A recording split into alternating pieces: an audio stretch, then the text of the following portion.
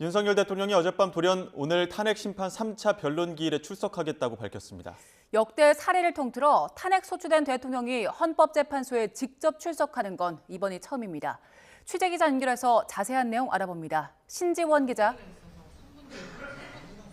네, 헌법재판소입니다. 윤 대통령 출석 앞두고 있는데 지금 현재 분위기 어떻습니까? 네, 윤석열 대통령은 오늘 오후 2시 헌법재판소에서 열리는 3차 탄핵심판 변론기일에 출석합니다. 지난해 12월 3일 계엄 선포가 있은 이후 사전 녹화가 아닌 방식으로 국민 앞에 서는 건 49일 만입니다. 갑작스러운 출석 통보로 헌법재판소도 안전점검과 보안점검에 분주한 모습인데요. 윤 대통령은 오늘 서울구치소 호송차를 타고 지하 주차장으로 들어간 뒤 건물 안 대기실에 있다가 변론 시작이 되면 입정할 가능성이 커 보입니다. 대통령 출석으로 헌재 주변에 긴장감이 감도는 가운데 취재진 등 외부인 출입에 필요한 보안 건색도 평소보다 더욱 강화됐습니다. 탄핵 소추된 대통령이 법정에 나오는 건 헌정사상 처음입니다. 과거 노무현, 박근혜 전 대통령 모두 헌법재판소 탄핵 심판에 출석한 적은 없습니다. 네, 윤석열 대통령이 오늘 직접 출석하겠다고 결정한 배경은 뭡니까? 네, 윤 대통령 측 변호인단은 어젯밤 10시 기자단 공지를 통해서 갑작스럽게 윤 대통령이 직접 탄핵 심판에 출석한다고 밝혔습니다.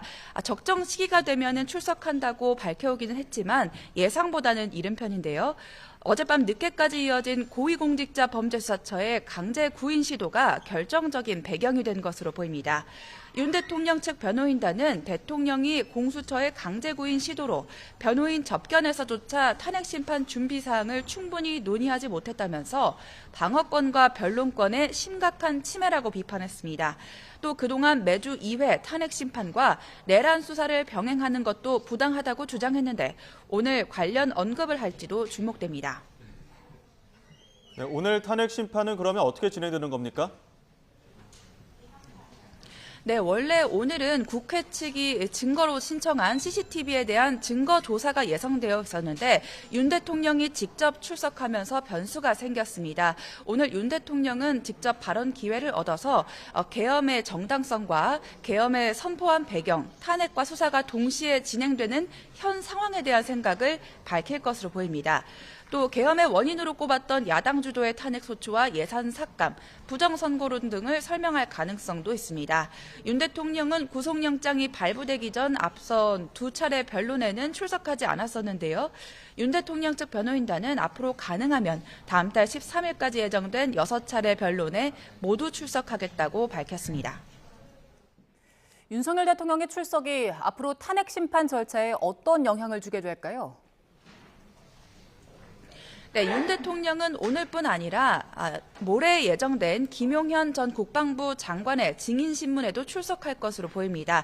김용현 전 장관과 윤 대통령은 계엄 선포 전부터 해제되는 모든 과정에서 긴밀하게 소통한 만큼 주요 쟁점에 대한 양측 입장이 주목됩니다.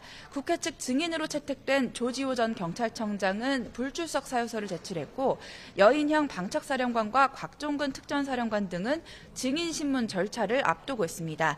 윤 대통령 측은 김 전 장관과 김현태 707 특임단장 등 2명을 증인으로 신청했는데요.